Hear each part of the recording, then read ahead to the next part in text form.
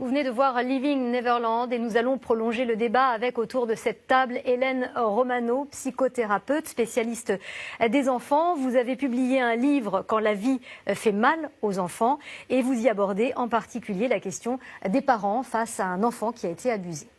Hector Barjot, vous êtes fan de Michael Jackson. Je précise que ce nom est un nom d'emprunt, est un pseudonyme. Oui, tout à fait. Et vous avez une chaîne YouTube qui est consacrée à la pop star. Tout à fait. Olivier Cachin, spécialiste musique qu'on ne présente plus et auteur de Michael Jackson Pop Life, entre autres, évidemment. Et puis, nous avons le plaisir de recevoir Dan Reed, le réalisateur de Living Neverland. Bonsoir à vous quatre. Et Dan, c'est à vous que j'ai envie de poser la première question. On vient d'assister à ce long témoignage. Est-ce que vous avez délibérément choisi de ne donner la parole qu'à ces deux témoins ? Oui, enfin, c'était un processus. On a commencé par les écouter, faire des interviews de très longue durée avec Wade et James, et puis après de commencer à enquêter autour de ce qu'ils nous avaient dit. Donc on a fait des tas de recherches pour essayer de trouver vraiment, pour essayer de percer des trous dans les récits de Wade et James, parce que je ne voulais pas présenter un film documentaire qui ne tenait pas debout. Donc on a fait de longues enquêtes pendant presque 18 mois pour vérifier qu'il n'y avait pas de contradiction. Et au-delà de la vérification, pourquoi est-ce que vous n'avez pas donné la parole aux contradicteurs ? Personne ne contredit le fait que Michael a passé peut-être des milliers de nuits avec des petits garçons dans son lit. La famille ne le lit pas, les avocats ne le lisent pas. Donc il s'agit d'essayer de comprendre ce qui se passait lors de ces nuits derrière les portes verrouillées de la chambre à coucher de Michael Jackson. Donc c'est ça. Et je ne pense pas que la famille y ait participé à l'abus sexuel qu'on a découvert. Je pense pas que... Et on sait que la famille, bien sûr, a un grand intérêt à défendre la renommée de leurs parents. Michael est dans le film, parce que pour moi c'était très important que la voix de Michael, que Michael soit présent dans le film, que ses avocats soient présents, qu'ils démentent, qu'ils contredisent ce que Wade et James et leur famille sont en train de raconter et qu'ils aient une présence importante dans le film. Vous dites que ce qui vous intéresse, c'est ce qui se passait derrière la porte au moment où Michael Jackson passait la nuit avec ses enfants. Est-ce qu'à aucun moment ne vous a effleuré l'idée que ces deux hommes pouvaient mentir, ou en tout cas mal se souvenir, ou avoir élaboré une histoire qui n'est pas exactement la leur? Oui, bien sûr. En les rencontrant et en commençant les interviews, je ne savais pas ce qu'ils allaient me raconter, et puis il fallait être absolument sûr, enfin, dans la mesure du possible, qu'ils n'allaient pas me raconter des histoires fausses, n'est-ce pas? Dans les cas d'abus sexuels dans l'enfance, il n'y a souvent pas de preuves absolues, parce que, comme vous le direz sans doute, les victimes ne commencent pas à parler jusqu'à un certain âge. Donc après, il est trop tard pour récolter des preuves matérielles. Hélène Romano, qu'est-ce que vous en avez pensé de ces longs témoignages? C'était long. Oui. C'était long. Ce que j'ai trouvé très intéressant, c'est tout justement l'ambiance familiale et la façon dont on sent deux jeunes enfants qui vont être piégés davantage par leur famille au départ. Avec un contexte familial qui pose aussi beaucoup de questions en tant que spécialiste sur un fonctionnement un peu incestuel, c'est-à-dire que les deux enfants paraissaient très investis parce que c'était des stars, des bébés stars.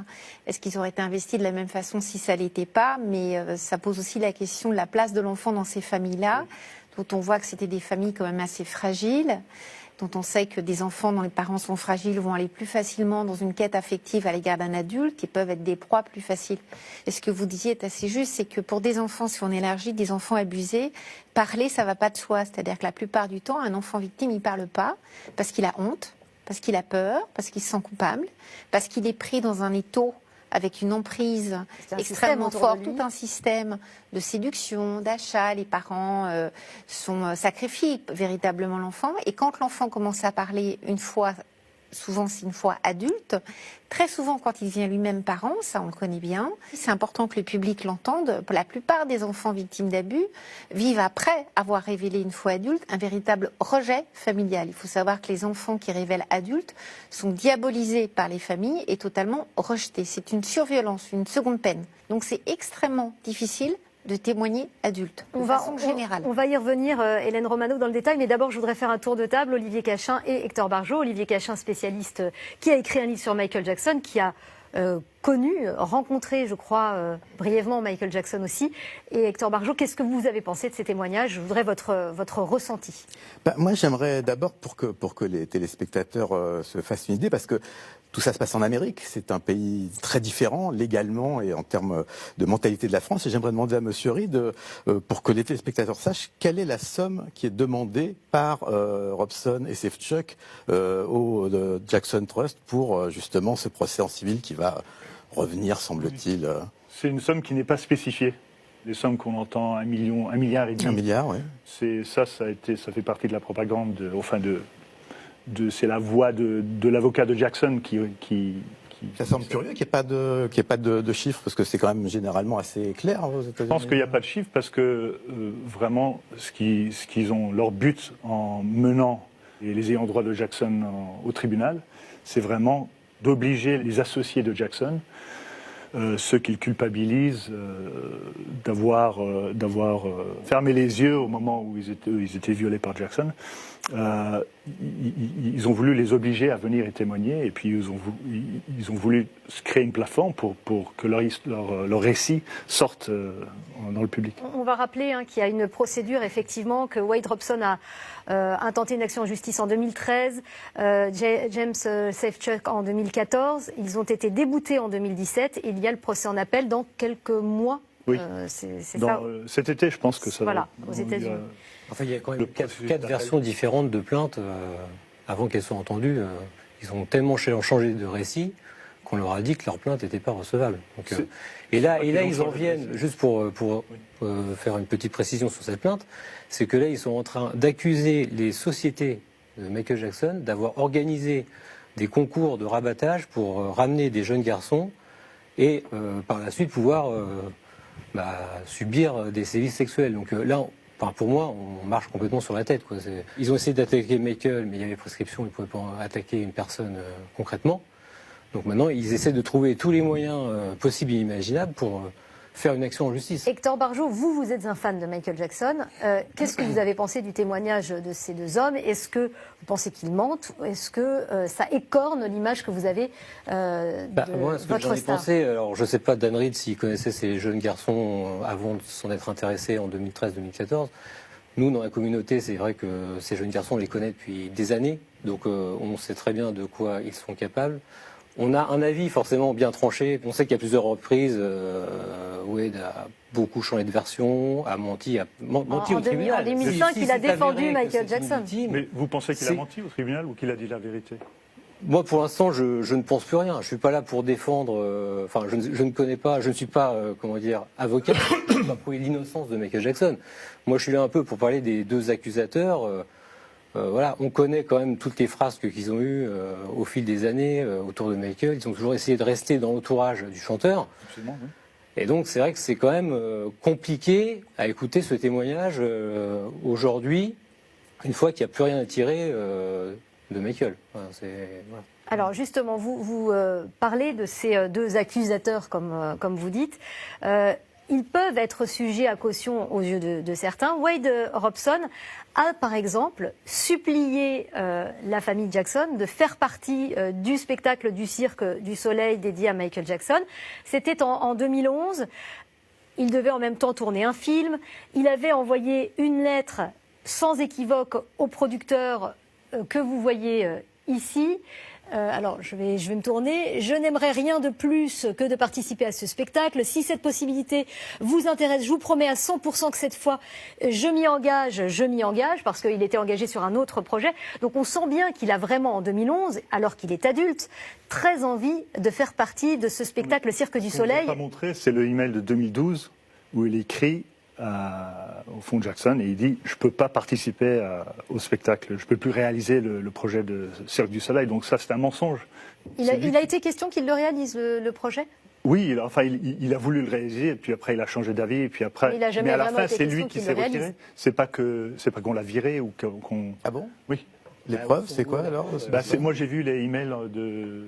C'est dommage que vous ne les ayez pas montrés parce que ça fait partie des choses qu'on ne voit pas. Mais ça c'est des débats qu'ont commencé les fans de Jackson. C'est des détails qui ne prouvent rien. C'est quand même pas rien que d'imaginer qu'il commence une démarche pour contrer Michael Jackson au moment où il est justement retiré du poste de chorégraphe de ce spectacle. C'est fantastique. On ne se déclare pas victime d'abus sexuels de Michael Jackson juste parce qu'on a perdu un boulot. Ce qui n'est d'ailleurs pas vrai. Ça pose débat. S'il gagne de l'argent, ça veut dire qu'il a gagné le procès, n'est-ce pas ? Quand on gagne un procès, on met des preuves au tribunal. C'est pas qu'en portant plainte qu'on va vous donner de l'argent. Vous touchez pas de l'argent en portant plainte. Non, vous êtes d'accord que ce documentaire, comme vous parliez du procès en appel qui va arriver dans quelques mois, ce documentaire va évidemment jouer un certain poids. Je l'espère, oui. C'est ça. C'est un documentaire à charge quand même, ça, vous l'admettez. Pour moi, c'est la vérité. Donc, le juge décidera à la base des preuves qu'on apporte, à la base des témoignages qu'on va faire au tribunal. C'est un tribunal, c'est la justice, n'est-ce pas? C'est le système. Là où il y a un malentendu, quelque part aussi, et si on compare, c'est vrai que la mentalité française n'est pas la même qu'aux États-Unis. On a vu en France sur des histoires très médiatiques que les victimes ne demandaient pas un centime, juste d'être reconnues victimes. Là où il y a un malentendu, c'est que si les victimes s'imaginent être réparées psychiquement par des milliards et des milliards et des milliards et des milliards, elles se trompent totalement. C'est pas ça qui va les réparer. Oui. Donc la démarche justement, c'est pas le but. Enfin, Wade et James disent c'est pas le but. Nous, ce qu'on cherche, c'est la justice. C'est justement.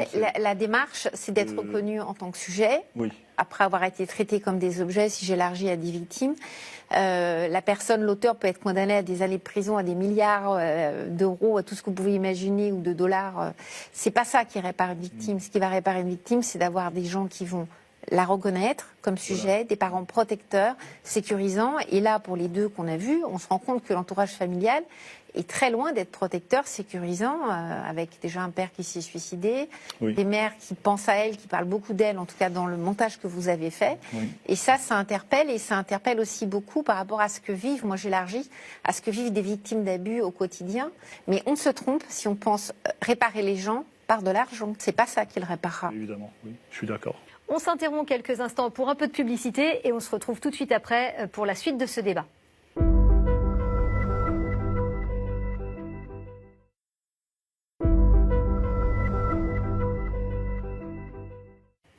Est-ce que vous avez à un moment donné songé aussi, lorsque vous avez réalisé ce documentaire, que ça pouvait avoir un poids sur le procès en appel qui aura lieu dans quelques mois?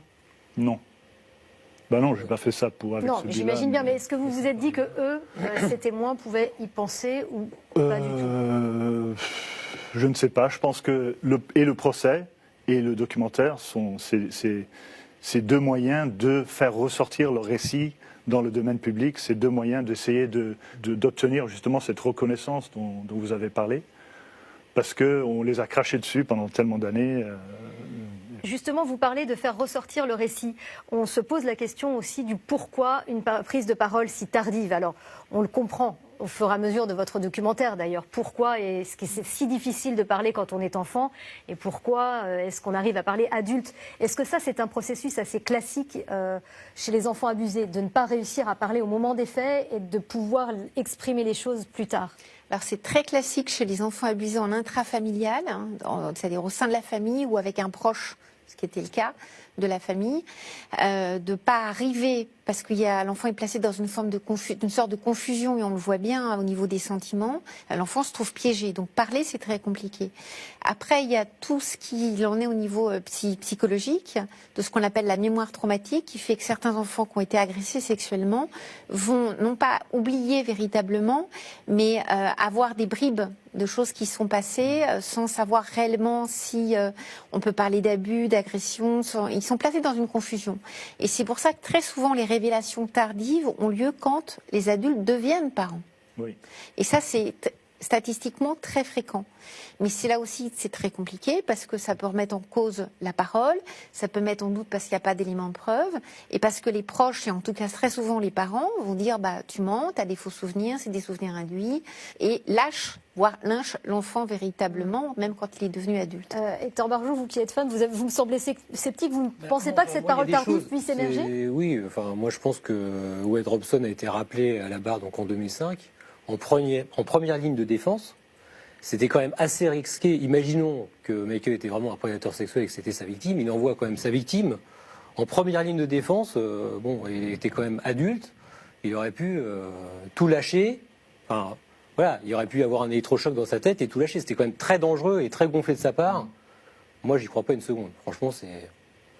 Il savait bien que Wade allait rien dire parce qu'il lui avait parlé longuement, comme le raconte Wade dans le film.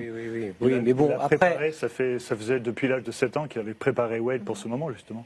Ce qu'on peut peut-être rappeler, c'est ce qu'est un pédophile. Peut-être que pour que le public comprenne, un pédophile, c'est un adulte qui a une excitation sexuelle par rapport à des jeunes enfants. C'est pas forcément quelqu'un qui va passer à l'acte. Après, on peut se poser un tas de questions sur le fait, parce que ça a été, en effet, ça a confirmé, de passer des nuits entières avec un tas d'enfants, de regarder des films pornographiques parce qu'il y avait des empreintes qui ont été retrouvées d'enfants sur les CD. Même sans passage à l'acte, rien que ça peut poser question sur l'immaturité affective qu'il pouvait avoir et sur ce besoin absolu d'être réconforté, réassuré par des enfants.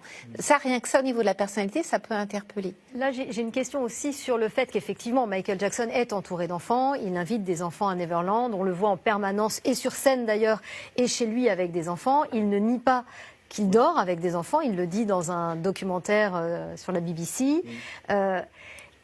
Pourquoi il y a si peu de plaintes ? Comment est-ce qu'on l'explique ? Comment est-ce que vous l'expliquez, Dan Reed ? Il y a eu 5 plaintes, n'est-ce pas ? Ce qui n'est pas insignifiant. Oui. S'il y a d'autres victimes, et je crois qu'il y en a, c'est très difficile d'accuser une star comme Michael Jackson, parce qu'on sait que immédiatement, on va recevoir, on va vous cracher dessus, on va vous attaquer, pas juste pour plusieurs semaines, mais pendant des années. Et il faudra raconter à votre famille que votre enfance merveilleuse avec Michael Jackson a été un mensonge. En fait, c'est un pas très difficile à prendre. On va parler aussi des familles qui entourent ces jeunes hommes, puisqu'on a les mères qui témoignent. Il y a évidemment des questionnements autour de ces mères. Je ne sais pas si ça vous fait réagir, vous, Hector, ou vous, Olivier. C'est vrai que les mères sont absolument terrifiantes, mais au-delà des mères, ceux qui sont absents, c'est les pères. Et moi, ce qui m'étonne, c'est que, alors il y a je ne sais plus lequel des deux, il y en a un qui s'est suicidé. Je ne sais plus si c'est le père de Robson ou de. C'est le père de Wade Robson. Dans le cas de Jordan Chandler, il y avait aussi un père qui s'est suicidé. Ça vous a pas donné envie d'aller un petit peu fouiller cette piste-là, parce que je sais pas, ça paraît quand même, on peut pas vraiment parler de coïncidence à ce niveau-là. C'est quand même un peu, ça vous étonne pas Moi, j'ai pas connu je connais pas très bien l'histoire du père de Jordan Chandler. Je sais l'histoire du père de Wade, qui lui-même était victime d'abus sexuels. Pareil. Je ne lis pas nécessairement son suicide à ce qui s'est passé avec Wade. Moi, je trouve troublant qu'un père victime d'abus sexuels, et on sait très bien que c'est souvent des enfants victimes d'abus sexuels qui plus tard deviennent des prédateurs, se suicident et que ça soit pas une piste que vous alliez un petit peu peut-être chercher.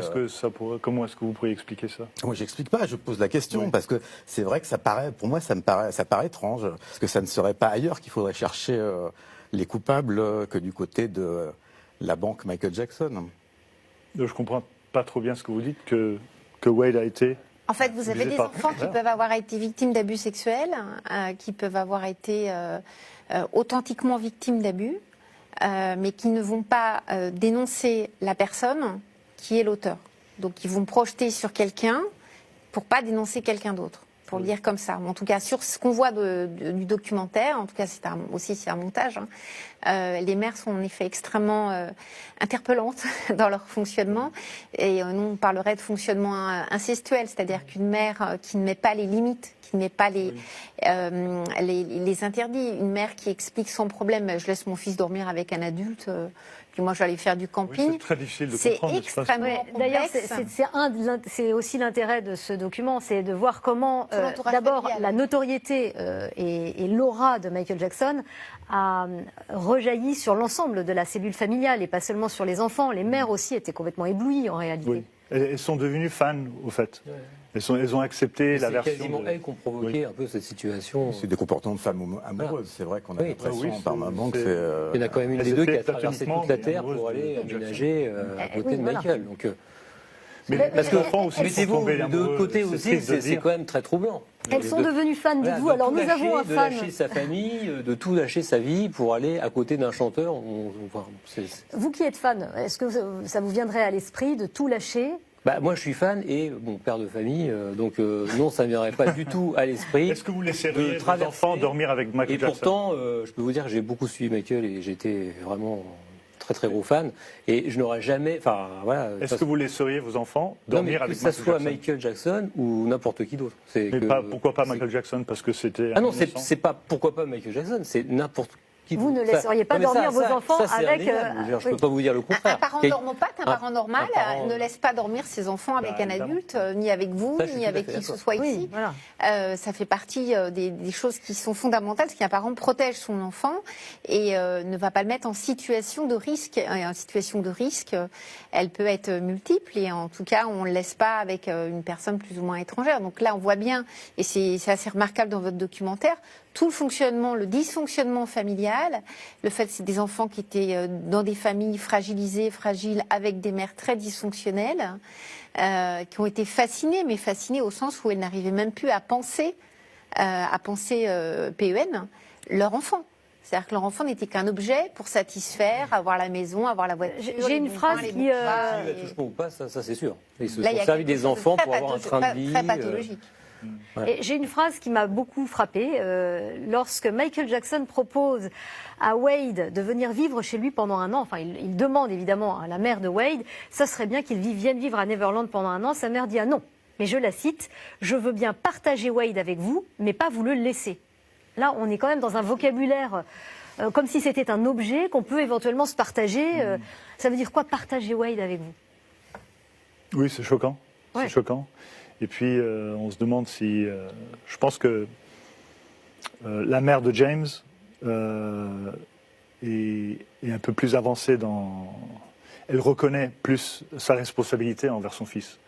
La mère de Wade, elle le reconnaît intellectuellement, mais il y a encore cette partie de sa psychologie qui ne peut pas se séparer émotionnellement de Jackson. Il n'y a rien. C'est des femmes qui, émotionnellement, n'ont pas du tout d'empathie pour leur enfant. Elles parlent d'elles. À la fin, on a l'impression que c'est elles-mêmes qui ont été abusées quand on les écoute. Et c'est pour ça que, je rejoins ce que vous disiez, la question qu'on peut se poser, c'est s'ils ont été abusés, est-ce que c'est la bonne personne ou est-ce que c'est pas des abus intrafamiliaux? Parce que les positionnements des mères sont quand même très interpellantes. Alors, bon, ça pose de multiples questions. Alors, je ne sais pas si vous vous êtes posé cette question-là. Non. Pas du tout. Non. Même par rapport à ce propos. Si c'était quelqu'un d'autre dans la famille qui avait violé Wade au lieu de Michael, ça me paraît un peu fantastique.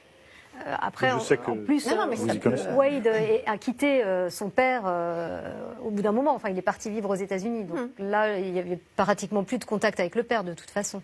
Beaucoup moins de contact, c'est vrai, oui. Michael Jackson disait qu'il était ami avec des enfants. Ça aussi, ça interroge. Les femmes, par exemple, jamais ça vous a posé question, ces myriades d'enfants qui sont toujours autour de cet homme qui vieillit Ça posait effectivement, enfin, en tant qu'adulte et père de famille, oui, ça pose des questions. Mais effectivement, Michael Jackson était quand même quelqu'un hors norme, avec une vie complètement hors norme.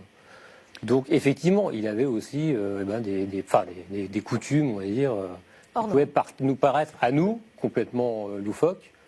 Bon, après, moi, ce qui me gêne, c'est qu'on présente Neverland comme un endroit où on attire les enfants pour les violer par milliers, comme ça. Et, enfin, pour moi, c'est pas du tout ça. C'est qu'on montre, mais dans vos documentaires, on voit bien quand même que Neverland, on voit des vues aériennes, vides, personne, pas âmes qui vivent autour. Il y avait quand même des employés, il y avait énormément de monde à Neverland. Et donc, c'était pas non plus... comme vous le dites, les parents étaient aussi sur place. C'était pas des enfants lâchés comme ça, avec Michael dans la chambre à coucher pendant des semaines, sans surveillance. Donc, la nuit, il n'y avait pas de surveillance. Oui, vraiment. Voilà. Je voulais vous demander respectueusement. C'est bon. Oui.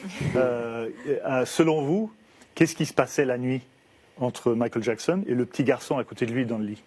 Alors ça, on ne le saura jamais. Malheureusement, c'est selon moi, la version qu'il a donnée, c'est qu'il dormait par terre et que les enfants étaient dans le lit. Okay. C'est ça la version qu'il a donnée. Hein. Oui. Donc après, voilà. Mais c'est vrai qu'il avait beaucoup d'amis et moi, ce qui me surprend, c'est qu'il y a quand même une bonne quinzaine d'enfants qui sont dans la même situation que Wade et James Safeck. Ils sont restés très longtemps dans l'entourage proche, à rester à Neverland, et toutes ces personnes ne se sont pas manifestées. Et d'ailleurs, dans vos documentaires, c'est pour ça que ça m'attriste un peu, parce qu'on voit bien que ces deux personnes sont prêtes à raconter tout et n'importe quoi. quand elle mentionne notamment Brett Barnes, il est en train d'attaquer pour retirer son nom du documentaire.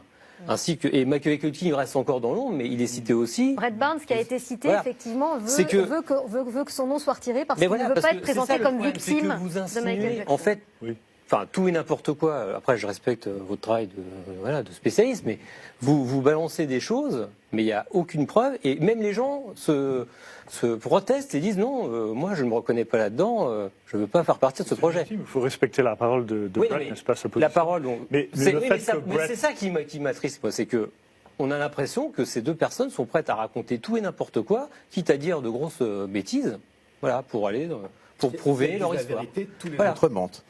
C'est un petit peu ce qui ressort du documentaire, enfin, de votre film. Pourquoi vous dites ça, Olivier Cachin? Parce que depuis la diffusion aux États-Unis, il y a eu Brandy Jackson qui a été très proche, qui a été l'ami de J'avais pas compris, parce qu'elle a eu une relation avec Wade à l'âge de 12 ans. C'est qui a duré beaucoup plus longtemps après. Hein, oui, pendant 7 ans, elle dit. Mais même plus tôt que 12 ans. Apparemment, de 12 ans à 17 ans, Brandy Jackson, la nièce de Michael Jackson, aurait eu une relation avec Wade Robson. Et puis tous les témoignages de tous les autres, effectivement, enfants qui continuent à défendre Michael. Il n'y a pas eu, si vous voulez, quand il y a eu l'affaire MeToo ou quand il y a eu le scandale de pédophilie avec des prêtres, ça a déclenché effectivement des vagues de confessions, de gens qui sont sortis, qui ont dit moi aussi ça m'est arrivé. Là, on n'en a pas eu et il y a beaucoup de gens qui quand même défendent effectivement Michael, y compris des gens qui étaient avec lui très proches quand il était enfant. Donc c'est pour ça que je dis, si ces deux personnages, si les deux acteurs, les deux interprètes, les deux protagonistes de votre film ont raison, disent la vérité. Vous pensez que c'est des acteurs? Il y a des moments où j'ai vraiment... C'est-à-dire qu'il y a une mise en scène, quoi. C'est pas... Quand je vous dis que c'était un documentaire à charge, c'est vrai qu'on voit bien quand même la volonté, on voit bien que la volonté, c'est pas de se poser des questions, c'est de donner la réponse et de dire que ces paroles-là sont des paroles de vérité. C'est ce que j'ai ressenti quand j'ai vu le film. Je ne dis pas que c'est la vérité, je dis que c'est ce qui veut être transmis. Et que donc, s'ils ont raison, s'ils disent la vérité, tous les autres mentent. Et il y a aussi quand même, alors je pense qu'on vous l'a beaucoup dit... Jordan Chandler a menti? Il a posé plainte. La plainte a été retirée et il semblerait que... Jackson a donné 20 millions de dollars à un enfant de 13 ans. Pour ne pas faire un procès, comme il y a eu en 2005, qui a été gagné par Michael. Mais quand le FBI et la CIA ont enquêté pendant des années avec des écoutes téléphoniques, des filatures, eux n'ont rien compris. Quand le procureur, Tom Snedden, qui est mort depuis, a passé des années de sa vie et des dizaines de millions de dollars du contribuable pour trouver Michael Jackson coupable et qu'il n'y est pas arrivé. Donc, c'est quand même c'est parce qu'au cœur de tout ça, c'est justement le matériel inédit que moi je présente dans mon documentaire, c'est les enfants qui parlent. Les enfants n'ont jamais. C'est plus les enfants. C'est les enfants de jadis qui parlent. Les enfants n'ont jamais parlé. C'est ça la difficulté j'ai eu beaucoup d'entretiens avec les enquêteurs de la LAPD, Los Angeles Police Department et le Santa Barbara Sheriff's Department, qui tous étaient complètement convaincus de la culpabilité de Michael Jackson, qui m'ont raconté que les enfants à l'époque ne voulaient pas parler. Ils sont allés voir Brett Barnes, qui ne voulait pas parler. Il y a Gavin Arvizo qui a parlé. Il y a Gavin Arvizo qui a parlé. Même si le procès s'est soldé. Jason Francia qui a parlé aussi. Mais c'est pas facile pour les enfants, surtout avec la pression et toute la haine qui vient des fans, mais pas vous, de Michael Jackson. C'est très difficile de se révéler parce que il est difficile, vous allez le confirmer, pour les victimes ordinaires de se révéler, mais quand il s'agit de Michael Jackson et que tout ça va vous tomber dessus, c'est difficile quand même. Et puis je crois que, je sais pas, Brett a passé plus de 300 nuits dans le lit de Michael Jackson.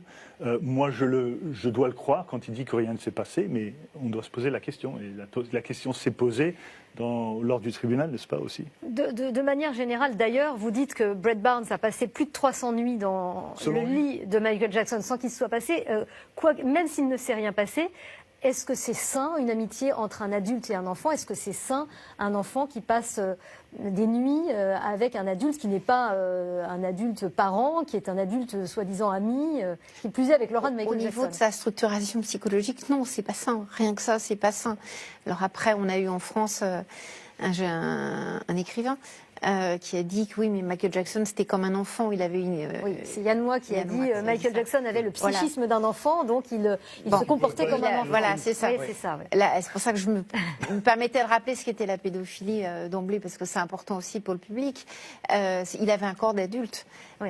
Donc à partir du moment, même si dans sa tête c'est un enfant, même si il y a eu toutes ces rappels sur le fait qu'il n'avait pas eu d'enfance, du fait de sa starisation très très précoce, c'était quand même un adulte, et un enfant qui dort avec un adulte, ça pose question.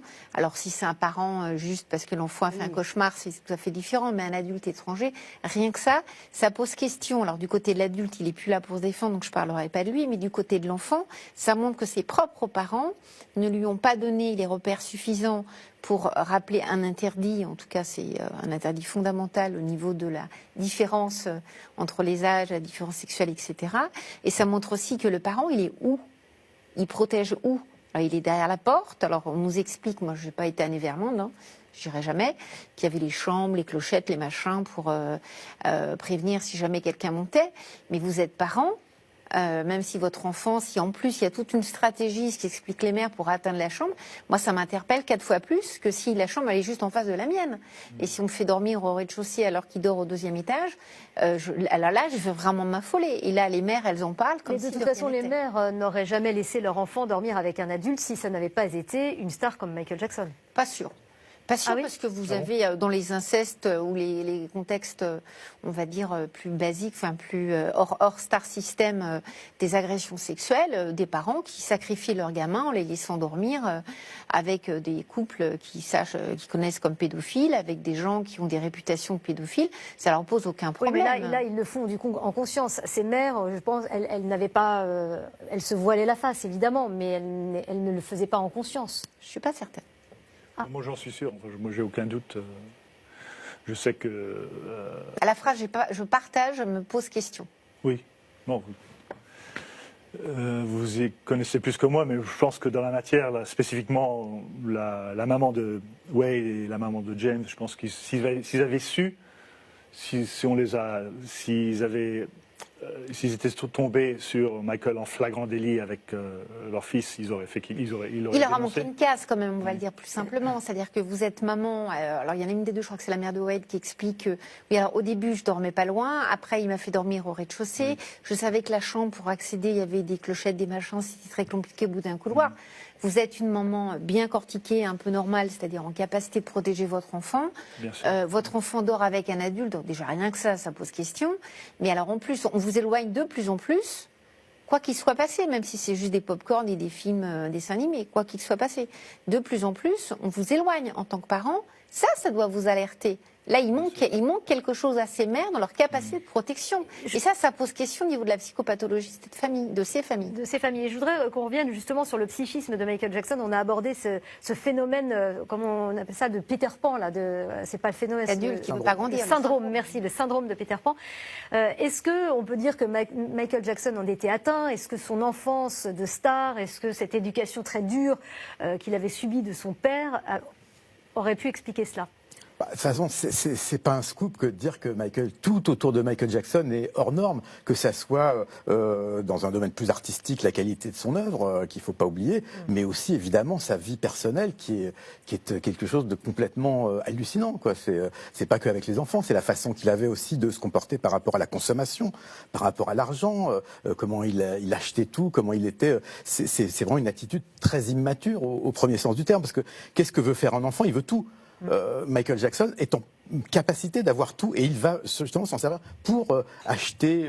C'est comme dans Citizen Kane, quoi. C'est Charles Foster Kane. Il va acheter un château, il va faire son Xanadu, une bibliothèque avec des dizaines de milliers d'œuvres, des œuvres d'art, des tableaux. Il était en plus très très intelligent et très lettré, donc il achetait tout ça. Donc bien sûr, cette façon qu'il avait de se comporter dans la vie en tant que personne humaine est complètement aberrante. Et si ça n'était pas justement Michael Jackson, c'est-à-dire l'artiste qu'on connaît, ça serait aberrant.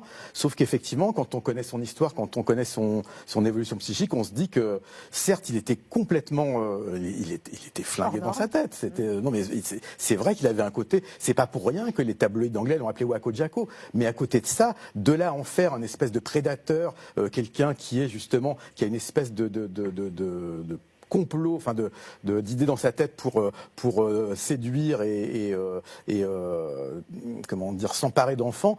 Là, je pense que c'est une étape qui me paraît un petit peu, enfin c'est ce qu'essaye de démontrer votre film, mais moi j'avoue que ça m'a pas convaincu et je pense que je suis loin de penser que Michael est quelqu'un de normal, il est tout sauf normal, mais que ça soit un prédateur, j'achète pas cette version-là.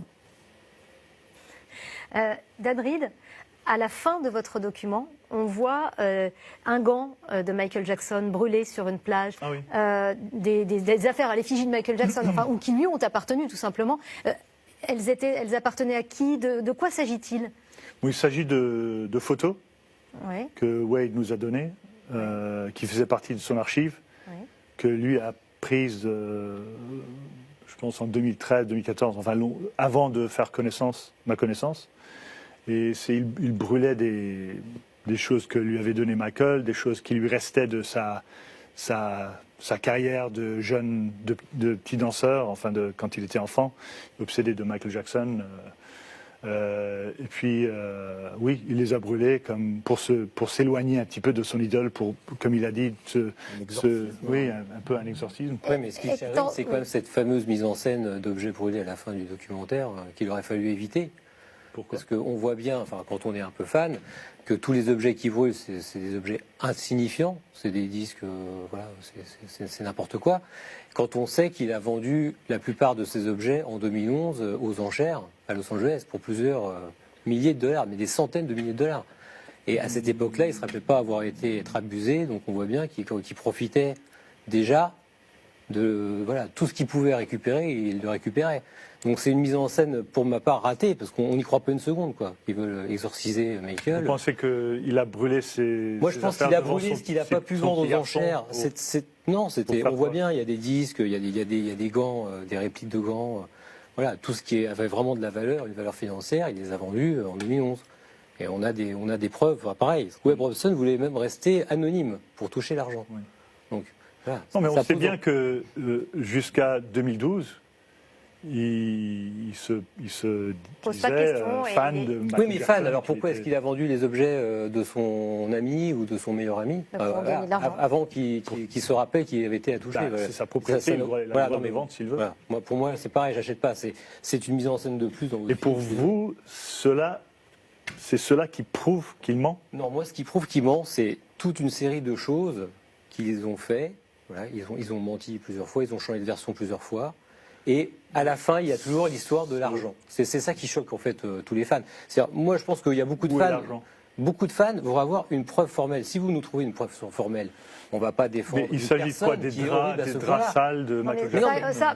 Pardon, alors pour le coup, on sait tous qu'il n'y aura plus de preuve formelle. Le temps a passé. Ce qui m'étonne, c'est que ça a duré 20 ans, soi-disant, ces agressions sexuelles, 15 ans, 20 ans d'affilée, avec plein d'employés dans Neverland qui vont, qui viennent. Personne n'a pris une photo, pas une preuve, rien du tout. Mais on peut pas. Voilà. Et après, d'abord, il y a plein de témoignages de la part des employés de Jackson qui ont vu, vous savez bien. Excusez-moi, les témoignages, comme la femme de ménage qu'ils ont ressorti, qu'on avait déjà vu en 2005, elle s'est fait quand même virer en 1994. Elle volait des objets à Neverland pour les revendre.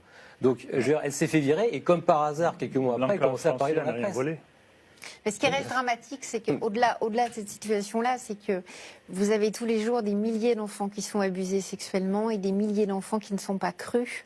Et je pense qu'il faudrait aussi qu'on pense à eux, à quel point c'est compliqué de révéler, à quel point la honte, le secret, le poids de la famille condamne au silence ces enfants-là, et à quel point ils peuvent être pris dans l'emprise.